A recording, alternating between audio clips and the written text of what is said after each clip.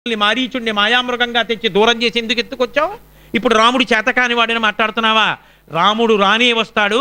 సూర్య భగవానుడు వచ్చిన తరువాత చండప్రచండుడై నిలబడితే బురదగుట్టలో నీళ్ళింకిపోయినట్టు నీ ప్రాణాలను అపహరిస్తాడు. ఏమో అనుకుంటున్నావు? నీ నోటి వెంట నువ్వే చెప్పావు. మనోహరసిమే భీరు సువర్ణం పన్నగం యథ అన్నావు. గరుత్మంతుడు పావునెత్తుకుపోయినట్టుగా నీ యొక్క అందం నా మనసును ఎత్తుకుపోతోందన్నావు. గరుత్మంతుడు ఎత్తుకెళ్ళి ఏం చేస్తాడు? పావుని తింటాడు. నువ్వు కూడా అంతే మృత్యుపాలవుతావు. నీ నోటి వెంట వచ్చేసింది ఆ మాట. ఏమో అనుకుంటున్నావు? రాక్షసాధమా రామస్య భార్య అమిత తేజస యుక్తవానసి యత్పాపం ప్రగతిస్తస్య మోక్షసే. రామచంద్రమూర్తి ఇల్లాలు పరకాంత పతివ్రత అటువంటి నన్ను తీసుకొచ్చి అపహరించి ఇక్కడ కూర్చోపెట్టి ఇంత బాధ పెట్టిన నీ పాపం ఎక్కడికి పోతే తీరుతుంది అనుకుంటున్నావు? నీ పాపానికి ప్రాయశ్చిత్తం లేదు, నిష్కృతి లేదు. ఆ పాపం నిన్ను కాల్చేస్తుందంతే. కాదు అసలు నన్ను అపహరించి తీసుకురావడం అన్నది నీకు సంభవమే. విధిస్తవదార్థాయ విహితో నత్ర సంశయ. బ్రహ్మగారు ఆడిన నాటకం రా. నీ మృత్యువుని నువ్వు తెచ్చుకున్నావు. నా రూపంలో నీ మృత్యు వచ్చింది కాబట్టి నన్ను తీసుకొచ్చావు. ఆవిడ ఎంత స్పష్టంగా ఎంత ధైర్యంగా మాట్లాడేస్తోందో చూడండి. ఆవిడికి ఆ భయం. పరదేవతా స్వరూపం తల్లి. బాలేన రమతే సీత బాలచంద్ర నిభానన రామ రామే హదీనాత్మ గజనేపి వనేసతి అంటాడు సుమంత్రుడు బాలకాండలో. సీతమ్మ తల్లి గురించి ఆవిడ సాక్షాత్ బాలాత్రిపుర సుందరి. ఆవిడికేం భయం? కాబట్టి ఇంత ఉపదేశం చేసి ఆవిడంది ఇహ సంతో నవాసంతి శతోవా నానువర్తసే తథాహి విపరీతాతే బుద్ధిరాచారవర్జిత. ఏమిరా ఈ లంకాపట్టణంలో మంచి చెప్పేవాళ్ళు లేరా? మంచి చెప్పేవాళ్ళుండి మంచి చెప్పినా నువ్వు వినవా? ఎక్కడుంది దోషం అని అడిగింది. మంచి చెప్పేవాడు లేకపోతే ఒక తప్పు, మంచి చెప్పేవాడున్న వినకపోతే నీ తప్పు. ఎక్కడుంది దోషం? నీకు తెలియదా శాస్త్రం? తెలుసు. చెప్పేవాళ్ళు లేరా? ఉన్నారు, విద్వాంసులు ఉన్నారు. వాళ్ళని సత్కరిస్తుంటావు. ఎందుకు సత్కారాలకు ఆ విద్వాంసులు? వాళ్ళు చెప్పిన మాటలు వినాలి. విననప్పుడు నీ బతుకెందుకు? ఇన్ని మాటలు అడిగితే వాడు తట్టుకోలేక లేచి అన్నాడు, కామం పొందినటువంటి పురుషుడు ప్రేమతో అనునయించి మాట్లాడితే స్త్రీ ఇలాగే తిరగబడి మాట్లాడుతుంది. వాడి సిద్ధాంతాలు అలా ఉంటాయి. కాబట్టి వాడన్నాడు, ఏదో బుజ్జగిస్తున్నాను అనుకుంటున్నావేమో. నీకు ఇచ్చిన గడువులో 10 నెలలు పూర్తయింది, ఇంకా 2 నెలల గడువు ఉంది. 2 నెలల గడువులో నీవు కానీ నా పాన్పు చేరకపోతే 12 నెలలు పూర్తయినటువంటి మరుసటి రోజు ప్రాతకాలంలో నిన్ను నా పలహారం కోసం నా వంటశాలలో ఖండములుగా తిరిగి వడ్డిస్తారేమనుకుంటున్నావో. ఈ చుట్టూ ఉన్న రాక్షస కాంతల్ని పిలిచన్నాడు, మీరందరూ భయపెడతారో సామధాన భేద దండోపాయములను ప్రయోగిస్తారో అతి త్వరలో ఆమె నా పాన్పు చేరేటట్టుగా మీరు ఆమెకి నచ్చ చెప్పండి అన్నాడు. అని ఆ కోపాన్ని తట్టుకోలేక పునః పెద్ద కళ్ళు తెరిచి నిట్టూర్పులు విడుస్తూ ఆమె మీదకి వెళ్ళబోతున్నాడు. ధాన్యమాలిని అని ఒక భార్య వచ్చి కౌగిలించుకునంది. ఇంత సంపాదించి తెచ్చి పెట్టినటువంటి ఐశ్వర్యాన్ని అనుభవించే అదృష్టం బ్రహ్మగారు ఆమె లలాటమనందు రాయినప్పుడు నీకెందుకయా తాపత్రయం? ఆవిడికి లేదా అదృష్టం? నిన్ను కామించిన మేమందరం ఉన్నాం, మాతో సుఖాన్ని అనుభవించు. ఎవరు నీ యందు అనురక్తలై ఉన్నారో వారిని అనుభవించినప్పుడే నీకు సంతోషం. అంతేకాని ఆమె చుట్టూ తిరుగుతావెందుకు? రా అంటే వాడు ఒక పెద్ద నవ్వు నవ్వాడది తన విజయం అనుకుని అని ఆ ధాన్యమాలిని తీసుకెడితే వెళ్ళిపోయాడు. వెళ్ళిపోయిన తరువాత ఆ సీతమ్మ తల్లి ఏడుస్తూ కూర్చుంది. అసలే ఆ రాక్షస స్త్రీలకు అందరికీ ప్రబోధం చేశాడు కదూ. అందుకని వాళ్ళందరూ లేచారు. లేచి ఆవిడికి ప్రబోధం మొదలుపెట్టారు. ఏమనుకుంటున్నావో? రావణాసురుడు అంటే 6 ప్రజాపతులు. 6 ప్రజాపతులలో ఒక ప్రజాపతి పులస్త్య బ్రహ్మ. ఆ పులస్త్య బ్రహ్మ కొడుకు విశ్రవసో బ్రహ్మ. విశ్రవసో బ్రహ్మ యొక్క కుమారుడు రావణ బ్రహ్మ. కాంచలలంకాధీశుడు 33 కోట్ల మంది దేవతల్ని, స్వర్గలోకాన్ని, ఇంతమందిని గెలిచి ఏకఛత్రాధిపత్యంగా రాజ్యాన్ని ఏలుతున్నవాడు, అనేకమైనటువంటి భోగభాగ్యములను స్థానములుగా కలిగినటువంటి వాడు. ఆ రావణాసురుణ్ణి కానీ కామించి ఆయన మాట విన్నావా? ఆయన పాన్పు చేరావా? ఎనలేని భోగములను అనుభవిస్తావు. 700 మంది కాంతలు నిన్ను అనుగమిస్తారు. ఏమనుకుంటున్నావో? మనుష్య కాంతవి. ఇప్పటిదాకా ఏదో పాతివ్రత్యం అని కొన్నాళ్ళు బాగానే గడిపావు, బాగానే ఉంది, చాలా అంతవరకు. ఇంకింతకన్నా పెద్ద పాతివ్రత్యాలు ఏం పట్టుకోకు, ఇక రావణాసురుడి మాట విను అన్నారు వాడు. ఆ తల్లంది, దీనోవా రాజ్యహీనోవా యోమే భర్త సమే గురు తం నిత్యమనురక్తస్మి యథారూపాం సువర్చల. శ్రీమతి కపిలుణ్ణి ఎలా అనుగమిస్తుందో, సువర్చల సూర్యుణ్ణి ఎలా అనుగమిస్తుందో, దమయంతి నలుణ్ణి ఎలా అనుగమిస్తుందో, అరుంధతి వశిష్ఠుణ్ణి ఎలా అనుగమిస్తుందో అలా భర్తని అనుగమించేదాననే కానీ దీనుడు రాజ్యహీనుడు అని భర్తని విడిచిపెట్టేటటువంటి దరిద్రురాలను కాను. దీనుడైనా రాజ్యహీనుడైనా నా భర్తే నాకు ప్రభువు తప్ప అన్య పురుషుల యొక్క ముఖాన్ని కూడా నేను కన్నెత్తి చూడను. నా కాలి గోటితో కూడా స్పృశించను. ఒకవేళ మీరు నన్ను చంపేస్తే చంపేయండి, అగ్నిహోత్రంలో తోస్తే తోసేయండి, నన్ను ముక్కలుగా నరికేస్తే నరికేసేయండి, తప్ప నేను మాత్రం ఎట్టి పరిస్థితుల్లో మీరు చెప్పినటువంటి మాటకి ఔదల దాల్చనంది తల్లి. వింటున్నారు పైనుంచి స్వామి హనుమ. ఈ ఉద్ధతి సీతమ్మ తల్లి యొక్క పాతివ్రత్యం ఆశ్చర్యపోయి నమస్కారం చేస్తూ అలా వింటున్నారు మహానుభావుడు. ఇంతలో అక్కడ ఉన్నటువంటి రాక్షస స్త్రీలు అందరూ అన్నారు, ఈమెని రావణాసురుడు అపహరించి తెచ్చినప్పటి నుంచి నా నూరు ఊరిపోతోంది, తొందరగా వెళ్ళి ఆ రావణాసురుడితో ఒక మాట చెప్పండి, ఆ కాంత ఏడ్చి ఏడ్చి మరణించిందని చెప్పండి, మనమే పీక పిసికి చంపేద్దాం. చచ్చిపోయిందని చెప్తే రావణుడు అంటాడు మీరు తినేయండి అంటాడు. ఇప్పుడే చెప్తున్నాడు, తర్వాత మనం దెబ్బలాడుకోకూడదు, ఈవిడ హృదయము నాది, ప్లీహము నాది, ఈవిడ పొట్ట నాది, తల నాది అని వాటాలు వేసేసుకున్నారు. వెళ్ళండి కళ్ళుకుండ కూడా తీసుకురండి, మనుష్యకాంత యొక్క మాంసాన్ని తిని మనం నృత్యం చేస్తూ కళ్ళు తాగి నికుంభలా దేవత యొక్క అనుగ్రహానికి పెద్దగా పూజలు చేద్దామన్నారు. ఒక ఆవిడ సరే నేను ఇప్పుడే చెప్పొస్తానని బయలుదేరిందా. ఉన్నవాళ్ళందరూ ఎంత గొప్పవాళ్ళో వాళ్ళ పేర్లు కూడా మహర్షి అలా రచిస్తారు.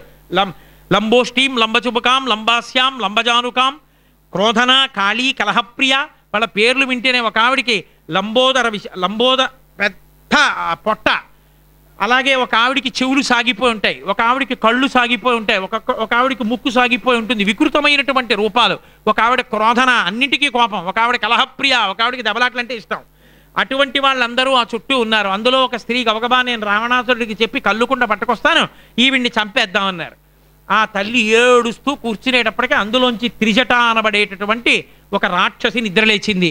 ఇప్పుడే తెల్లవారుజామున నాకు కలొచ్చింది, తొందరపడి సీతమ్మ జోలికి వెళ్ళకండి, నేను చెప్పేటటువంటి కళని ఆశాంతం జాగ్రత్తగా వినండి, సీతమ్మ తల్లి వైభవం ఏమిటో మీకు అర్థం అవుతుందండి. నేను తెల్లవారుజామున నిద్రపోతుండగా కలలో యుక్తాం హంససహస్రేణ స్వజమాస్తాయ రాఘవ శుక్లమాల్యాంబరధరో లక్ష్మణేన సహాగత, 1000 హంసలు మోస్తున్నటువంటి శిబిక మీద తెల్లటి వస్త్రములను కట్టుకుని తెల్లని పువ్వుల దండలు వేసుకుని రామచంద్రమూర్తి లక్ష్మణస్వామితో కలిసి వచ్చారు. తల్లి సీతమ్మ తల్లి తెల్ల పచ్చటి పట్టు పీతాంబరం కట్టుకుని ఆ తల్లి కొండ శిఖరం మీద నిలబడి ఉంది. 1000 హంసలు మోస్తున్నటువంటి శిబిక మీద వచ్చినటువంటి రాముడు 4 దంతములు కలిగినటువంటి ఏనుగు మీదకి మారి ఆ ఏనుగు మీద కూర్చుని చెయ్యిచ్చి సీతమ్మ తల్లిని తన ఏనుగు మీద కూర్చోబెట్టుకున్నాడు. వాళ్ళు పైన వెళ్ళిపోతుంటే సీతమ్మ తల్లి చంద్రబింబాన్ని తన అరచేతితో తడువుతోంది. అక్కడి నుంచి 8 తెల్లని ఎద్దులను పూంచినటువంటి రథం మీదకి సీతారామ లక్ష్మణులు మారారు. మారి అక్కడి నుంచి మళ్ళీ ఆరుహ్య పుష్పకం దివ్యం విమానం సూర్యసన్నిభం ఉత్తరం దిశమాలోక్య జగామ పురుషోత్తమ, పుష్పక విమానాన్ని ఎక్కి తెల్లని పూలదండలు వేసుకుని ఉత్తర దిక్కుగా బయలుదేరి వెళ్ళారు. ఒక పెద్ద సభామంటపంలో కనకసింహాసనం మీద రామచంద్రమూర్తి కూర్చునుంటే ఎడమ తొడ మీద సీతమ్మ కూర్చుంది. దేవతలందరూ వచ్చి చేతులలో బంగారు కలశములను పట్టుకుని మహర్షులు మంత్రములు చదువుతుండగా వాళ్ళకి పట్టాభిషేకం చేశారు. ఇంద్రుడు, చతుర్ముఖ బ్రహ్మ మొదలైన వాళ్ళు కూడా వాళ్ళకి నమస్కారం చేస్తున్నారు సీతారాములకి. అప్పుడు నాకు రామచంద్రమూర్తి పరం బ్రహ్మ, పరంతత్వం, పరంజ్ఞానం, పరంతప, పరం సత్యం, పరం బీజం, పరం క్షేత్రం, పరం కారణకారణం, నాకు ఆయనే పరబ్రహ్మస్వరూపమై సాక్షాత్తు శ్రీ మహావిష్ణువై శంఖచక్రగద శ్రీమాన్ పుండరీకాయతేక్షణ శ్రీవత్సభక్షాహ నిత్యశ్రీ అజయ శాశ్వత స్థిర. మహానుభావుడు 4 భుజములతో శంఖచక్ర గదా పద్మములను పట్టుకున్నవాడై పట్టుపీతాంబరాన్ని కట్టుకుని కౌస్తుభమణితో శ్రీవత్సమనేటటువంటి పుట్టుమచ్చతో ఆయన కూర్చునుంటే లక్ష్మీస్వరూపగా పక్కన సీతమ్మ ఉంటే చతుర్ముఖ బ్రహ్మగారితో సహా దేవతలందరూ నేల మీద పడి నమస్కరిస్తుండగా చూశాను. ఆ తరువాత వాళ్ళు పుష్పక విమానంలో వెళ్ళిపోయారు. ఇక్కడ లంకాపట్టణంలో రథేన కరయుక్తేన రక్తమాల్యానులేపన పిబస్తైలం హసన్ రుచ్చన్ భ్రాంతచిత్తాకులేంద్రియ.